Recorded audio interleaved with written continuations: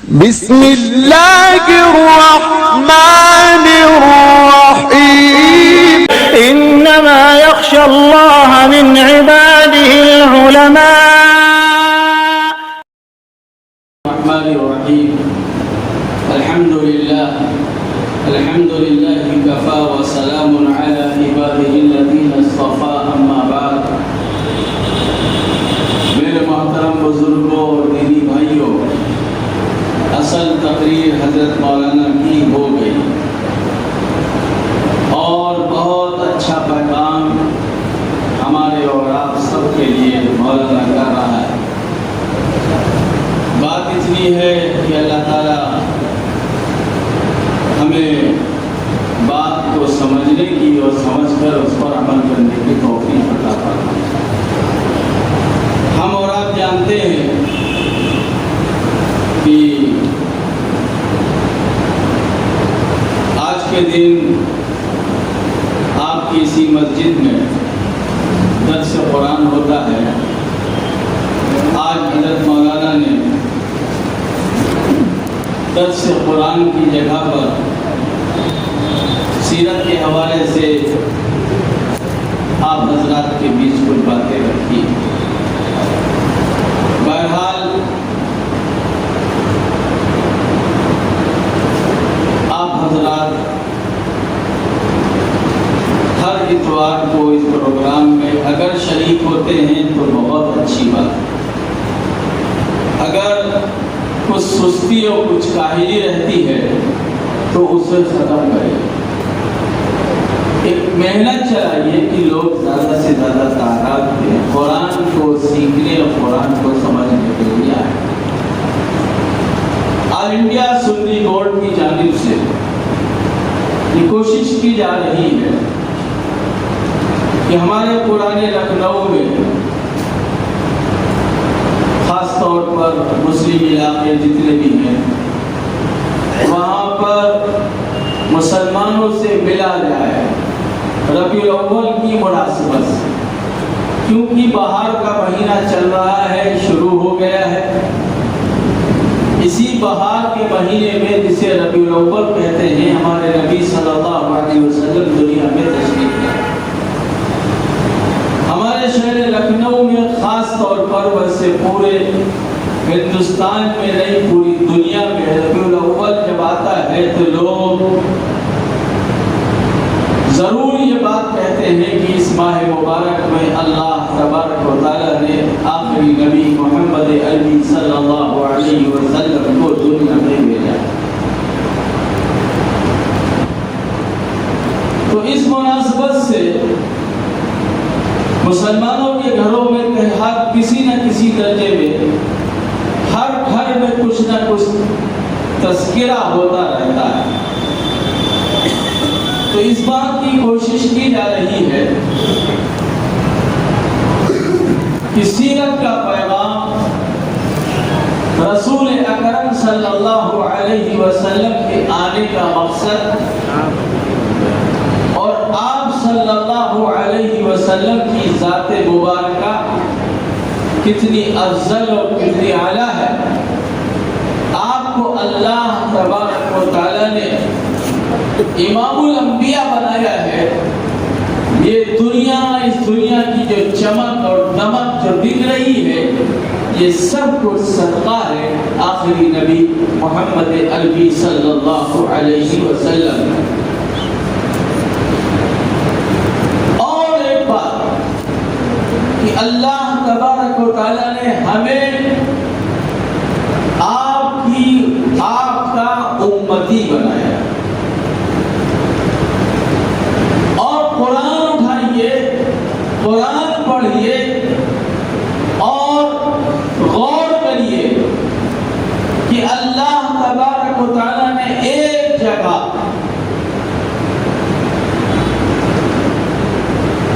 تمام کے تمام ایمان والوں کو مخاطب کیا.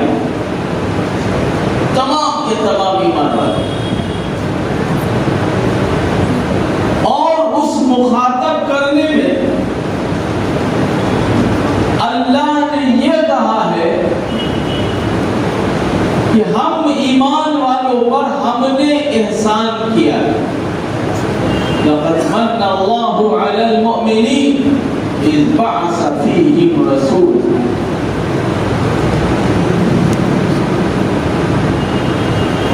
یعنی اللہ تبارک و تعالی نے اس دنیا کے اندر ایک سے ایک قیمتی سے قیمتی چیزیں پیدا کی اور انہی قیمتی چیزوں میں بعض اتنی قیمتی ہیں جو انسان کے زندہ رہنے کے لیے ضروری ہے، جیسے ہوا اور پانی. بغیر ہوا کے انسان زندہ رہ سکتا. اگر ہوا نہ ہو بغیر پانی کے انسان زندہ رہ سکتا ہے. اللہ نے قرآن میں کیا فرمایا؟ وَجَعَلْنَا مِنَ الْمَاءِ كُلَّ شَيْءٍ حَيٍّ. ہر چیز کی زندگی ہم نے پانی میں رکھی ہے. ہر چیز کی زندگی.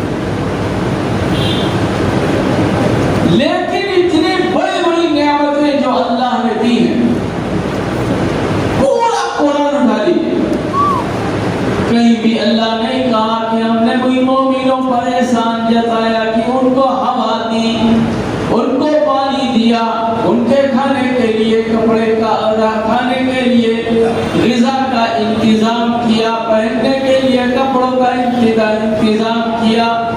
کہیں نہیں. لیکن یہاں اللہ تبارک و تعالی احسان جتلا رہے ہیں کہ ایمان والوں پر ہم نے احسان کیا. اللہ نے احسان کیا. اذ بعث فیہم رسولا، کہ انہی میں سے ایک رسول بھیجا. اللہ احسان جتلا. تو میرے بھائیوں، اب ہم اس پر غور کریں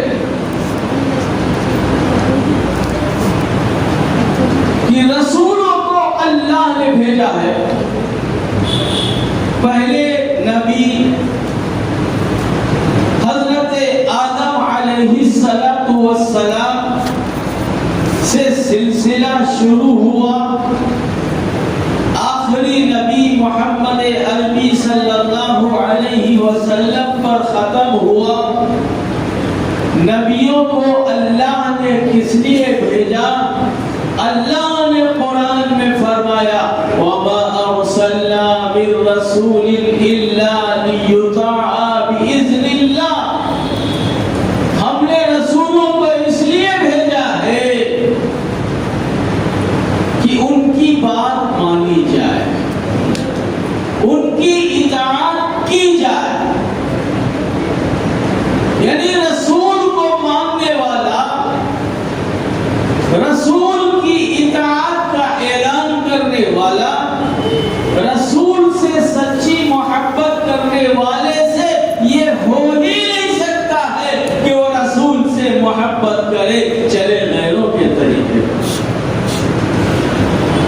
یہ ہو ہی نہیں سکتا ہے کہ رسول سے محبت کا دعویٰ کرے پہلے غیروں کے طرز پر، لباس غیروں کے طرز پر ہو. یہ چاہنے والے سے ہو ہی نہیں سکتا. اور پھر ایک جگہ اللہ تبارک و تعالی نے صاف طور پر اعلان فرما دیا کہ اگر تم چاہتے ہو کہ رحم تم پر دنیا میں بھی کیا جائے اور آخرت میں بھی رحم کا معاملہ کیا جائے، تو ایک بات اللہ تبارک و تعالی نے ارشاد فرمایا کہ اللہ اور اس کے رسول کی اطاعت کرو لعلکم ترحمون، تاکہ تم پر رحم کیا جائے. اب ہم اگر چاہتے ہیں کہ اللہ تبارک و تعالی کی رحمت ہمارے ساتھ ہو، کون نہیں چاہتا؟ سب چاہتے. اللہ کی مدد رہے، اللہ کی رحمت رہے، اللہ تعالیٰ کی طرف سے ہمارے مالوں میں، ہماری جانوں میں، ہماری زندگیوں میں برکت رہے، تو اس کے لیے ایک راستہ ہے، آسان سا راستہ ہے کہ اللہ کے حکم کو نبی علیہ السلام کے طریقوں کے مطابق کرنے لگو، آسان سا راستہ۔ لیکن میرے بھائیوں، آج ہم کہاں پر کھڑے ہوئے ہیں یہ سوچنے کی چیز۔ ہمارے گھروں کا کیا نظام ہے، کیا ماحول؟ ہر شخص دیکھ لے، ہر شخص سوچ لے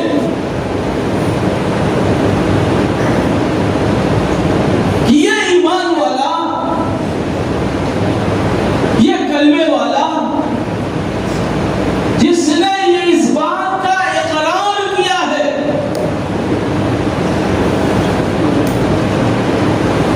کہ کرنے والی ذات اللہ کی ہے، ضرورتوں کو پوری کرنے والی ذات اللہ کی ہے، جس نے اقرار کیا ہے، لیکن دنیا سے چمٹا ہوا ہے اور اتنا غافل ہے، کانوں کے اندر مؤذن کے پکارنے کی آواز جاتی ہے اور حی علی الصلاۃ، حی علی الصلاۃ کی صدا کانوں کے ذریعے سے اندر جا رہی ہے، اور پھر اس کے بعد اللہ کی طرف سے یہ اعلان کروایا گیا، اے لوگوں تمہیں بھی کامیابی چاہیے ہے، میں بھی تمہیں کامیاب کرنا چاہتا ہوں، لیکن ضرورت اس بات کی ہے تم کامیابی جہاں بیٹھ کر حاصل کرنا چاہ رہے ہو، ہم نے کامیابی وہاں نہیں رکھی ہے، کامیابی یہاں ہے میرے گھر۔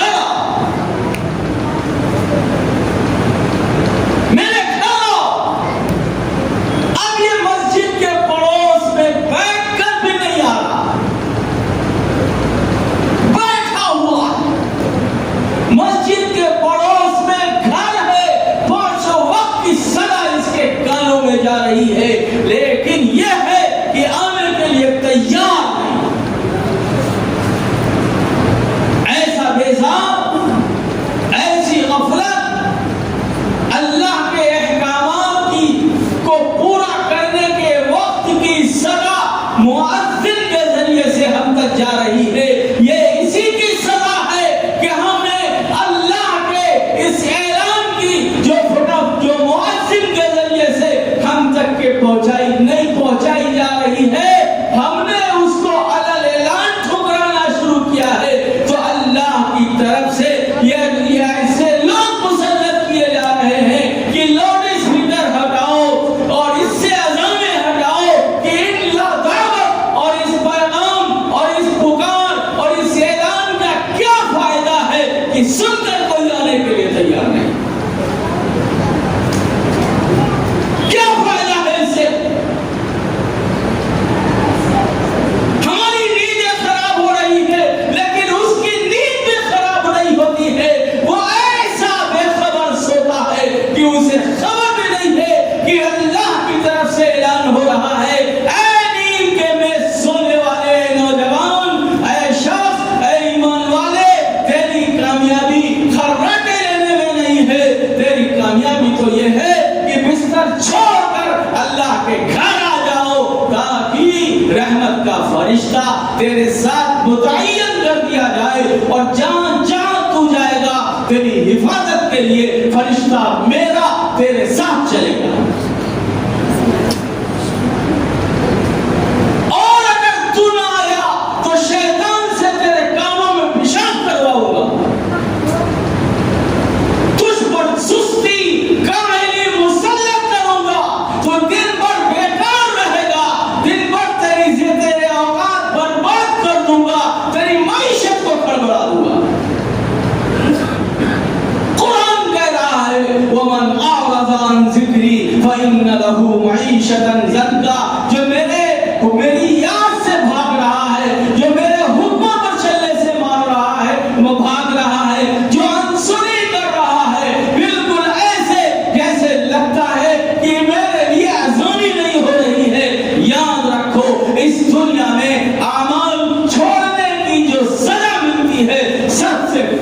سزا یہ ہے کہ اللہ روزی کو تنگ کر دیتا ہے. فَإِنَّ لَهُ مَعِيشَةً ضَنْكًا, روزی تنگ ہے, پورا گھر کمانے میں لگا ہوا ہے, لیکن پھر رات میں سوچ رہا ہے کیا کرے, کہاں سے لائے. یہ نہیں سوچ رہا ہے جہاں سے ملتا ہے اس دروازے کو کھلوا لو, پھر سوچنا نہیں پڑے گا کہاں سے لائے, پھر یہ سوچنا پڑے گا کہ کہاں کہاں خرچہ کرے گا, یہ سوچنا پڑے گا. لیکن کچھ جمنا تو پڑے گا. ہمارا معاملہ کیا ہے, پہلے مدد چاہتے ہیں پھر سوچتے ہیں کچھ کر لیں.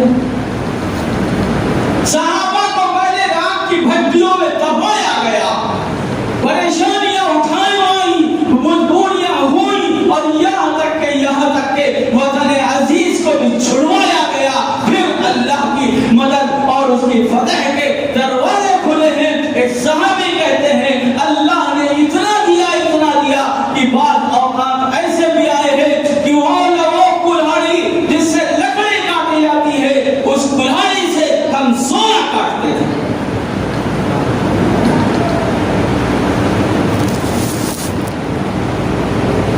آج اللہ کی طرف سے راستے بند ہے. کیوں بند ہو رہے ہیں؟ ہم نے بند کر رکھے ہیں. ہمارے گھروں میں رحمت کے فرشتے آنے کے لیے آ رہے ہیں, واپس جا رہے ہیں. کیوں؟ تصویریں لگی ہوئی ہیں, فوٹو لگے ہوئے ہیں, بہت اچھے لگتے ہیں. بعض لوگوں کو شوق ہے کتے پالنے کا, بعض لوگ مانتے نہیں, ان کو شوق ہے سینریاں لگانے کا. جہاں زندہ تصویریں لٹکی ہوں گی, دادا کی لگی ہے, پر دادا کی, سکڑ دادا کی, لکڑ دادا کی, یہ ہمارے پرکھے ہیں, ان کی لگی ہوئی ہے. میرے بھائیوں یاد رکھیے, اللہ کی رحمت کے فرشتے اس گھر میں داخل نہیں ہوتے. کہاں سے رحمت آئے گی؟ زحمتیں آئیں گی, بیماریاں گھسیں گی, مجبوریاں گھسیں گی, لڑائیاں ہوں گی, ٹینشن ہوگا, بھائی بھائی کو پٹکے گا, بہن بہن سے لڑے گی, ماں بیٹا باپ سے لڑے گا, بیٹی ماں سے لڑے گی, بہو اپنی ساس سے لڑے گی, ساس بہو سے لڑے گی. گھر جو ہے جنگ کا میدان بنے گا.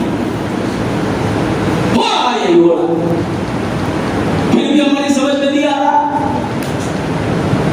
کوششیں کی جاتی ہے اللہ کے بندو, تمہارے نبی علیہ تم کو ایسا نبی اللہ نے چاہنے والا دیا ہے کہ رات اور دن تمہارے لیے کوڑا ہے, رات و دن تمہارے لیے تڑپا ہے, رات و دن تمہارے لیے رویا ہے, پیٹ پر پتھر باندھے ہیں تو ہمارے لیے, بھوکا رہا تو ہمارے لیے. اپنے شہر کو مکہ جیسی جگہ, خانے کعبہ جیسی جگہ, مقدس ترین جگہ, جہاں اللہ 1,00,000 نمازوں کا ثواب دیتا ہے, حالات سے دوچار ہو کر ہمارے نبی خانے کعبہ کو چھوڑ کر مدینہ منورہ کی طرف جا رہے ہیں. کس لیے سب ہماری داری تکلیفیں؟ میری امت کو راحت مل جائے, میری امت کے لیے جنت میں جانے کا راستہ آسان ہو جائے.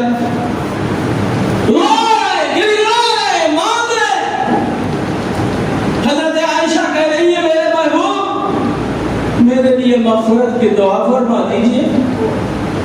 حضرت رسول اکرم صلی اللہ علیہ وسلم نے ہاتھ اٹھایا اور کہا, اے اللہ عائشہ کی مغفرت فرما دے. حضرت عائشہ خوش ہو گئی کہ آج میرے سرکار نے میرے لیے مغفرت کی دعا فرمائی ہے. اللہ کے رسول نے فرمایا, اے عائشہ, جو میرے لیے میں نے ایک مرتبہ دعا مانگی ہے, اپنے امت کے لیے روزانہ 5 مرتبہ دعا مانگی. اور یہ امت 5 نمازوں میں نبی کی آنکھ کی ٹھنڈک کو پہنچانے کے بجائے آپ کی آنکھ کے کو تکلیف پہنچا رہی, دل کو تکلیف پہنچا رہی ہے. آپ صلی اللہ علیہ وسلم کی قبر اطہر میں ہمارے جب نامے اعمال پہنچ رہے ہیں, یہ دکھایا جا رہا ہے کہ تیرا بندہ بڑا رفاہی کام کرتا, بڑے لمبے لمبے دعوے کرتا, لیکن نماز نہیں پڑھتا ہے. یعنی یہ لیکن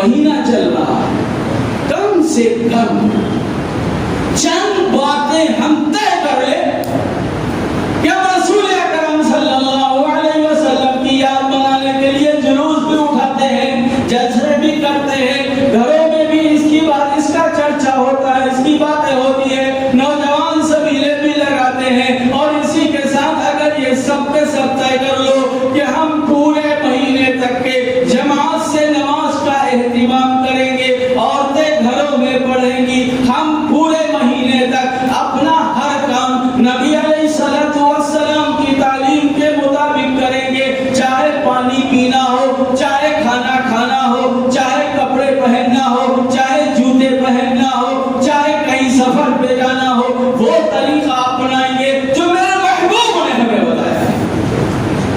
तय कर लो, अगर एक महीना भी आपने तय कर लिया, इंशाअल्लाह एक महीने के अंदर अल्लाह की तरफ से वो रहमतें, वो बरकतें आप पर निशावर होगी और उतरेगी कि आपको अंदाजा नहीं हो सकता है, फिर उनकी वजह से आप पूरी जिंदगी का फैसला कर लो।